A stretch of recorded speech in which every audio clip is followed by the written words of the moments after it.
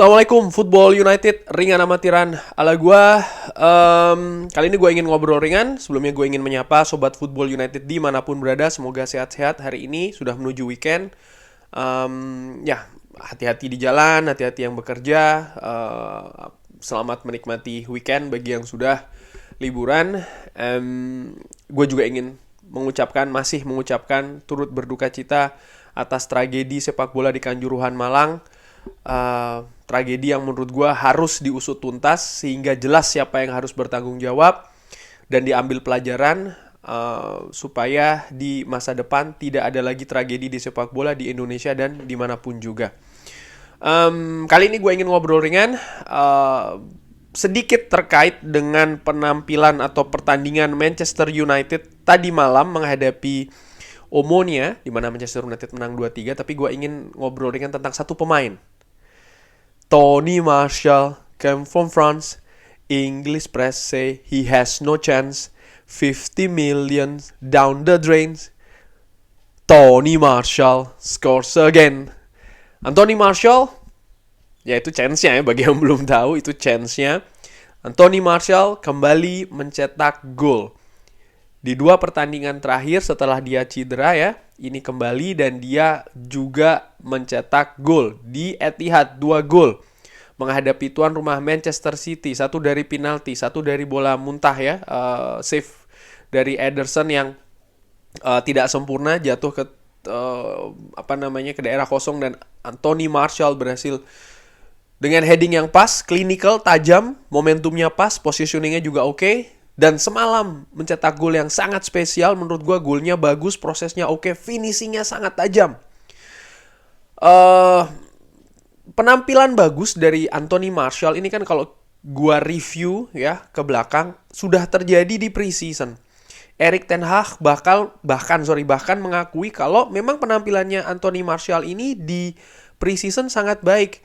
Bagaimana tidak baik kalau gue lihat ini dia mencetak gol menghadapi Liverpool, menghadapi Melbourne Victory, menghadapi Crystal Palace.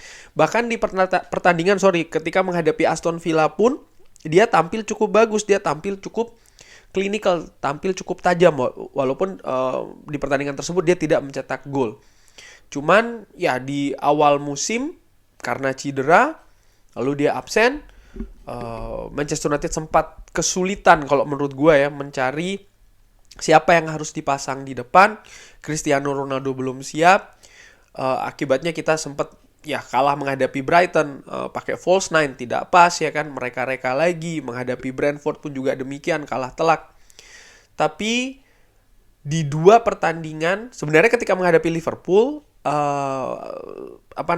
Anthony Martial ini kan sempat bermain 45 menit tapi kemudian cedera lagi sehingga absen di kurang lebih 5 pertandingan secara beruntun. Baru ketika menghadapi Manchester City dia main 32 menit bikin 2 gol.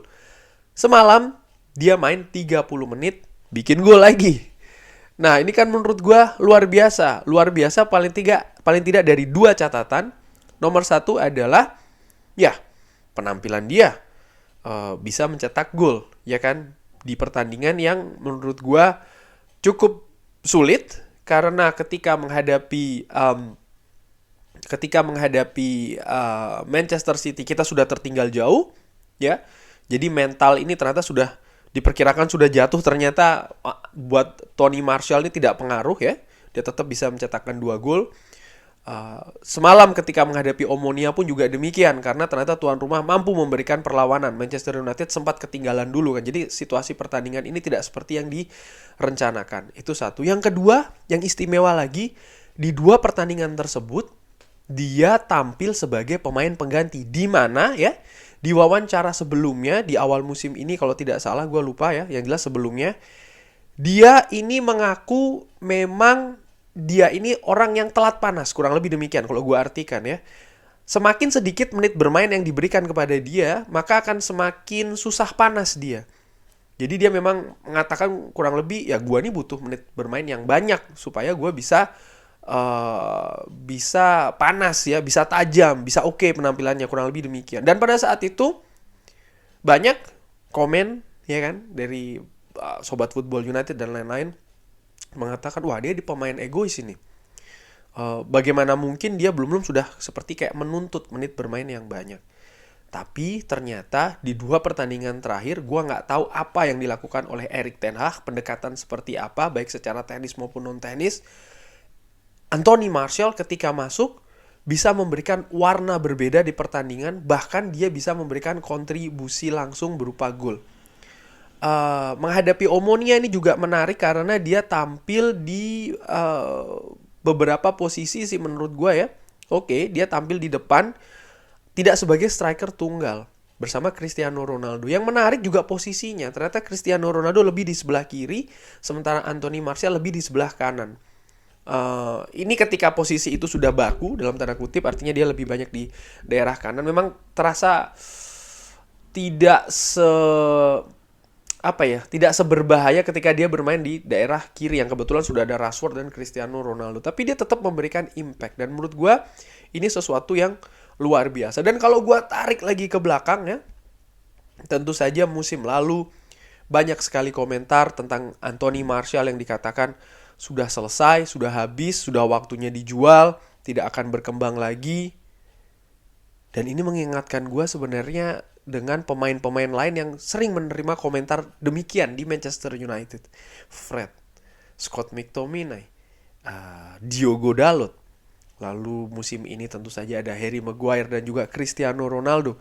Nampaknya ini menjadi termasuk proyek di tangan Erik ten Hag untuk bisa memaksimalkan ya, memanfaatkan betul, bisa mendorong para pemain ini yang sudah banyak divonis ya, tidak akan bisa lagi katakanlah demikian untuk bisa bermain di kapasitas tertinggi. Kita lihat dari awal musim ini bagaimana Diogo Dalot, bagaimana seorang Scott McTominay yang di awal-awal musim tampil cukup luar biasa dengan segala pendekatan yang dilakukan oleh Erik ten Hag. Musim lalu bagaimana seorang Fred ketika dibandingkan ketika awal dulu Fred datang di zamannya Jose Mourinho, dia menunjukkan perkembangan walaupun secara bertahap tapi terlihat secara jelas menurut gua ya, menurut gua luringan amatiran, dan masih terus berlanjut di musim ini oleh Erik ten Hag. Sekarang tentu saja ya, dan juga Diogo Dalot ya, di bagaimana musim ini betul-betul terlihat beda Diogo Dalot dan juga Anthony Martial. Gue juga mau menyinggung Marcus Rashford, tapi Anthony Martial ini juga pemain yang terlihat berbeda paling tidak di awal musim ini, dan dengan amatiran menurut gue istimewa loh. Dia menit bermainnya tidak banyak, kesempatan dia bermain di kompetisi resmi ya, di liga ini tidak banyak, tapi impact efeknya sudah terasa. Dan yang spesial lagi ya seperti gue singgung, dia tampil dari bangku cadangan. Nah, kalau seandainya Anthony Martial bisa terus berkontribusi seperti ini, maka dia akan memberikan semacam kedalaman squad pastinya, variasi dari Erik ten Hag bisa lebih enak lagi dalam memilih ya kan strategi siapa yang akan dimainkan, moodnya, artinya gue melihat bagaimana Anthony Martial sekarang juga lebih bahagia, terlihat dia bisa lebih lepas bermain. Dan jangan lupa kalau seandainya dia tampil seperti ini terus ya, artinya dia bisa tampil konsisten, tajam, kontribusi langsung berupa gol maupun assist, bukan tidak mungkin peluang dia dipanggil lagi oleh Didier Deschamps ke skuad Les Bleus di Qatar ini akan semakin terbuka lagi. Jadi banyak hal positif yang bisa terjadi dengan tajamnya, dengan bagusnya penampilan dari Anthony Martial.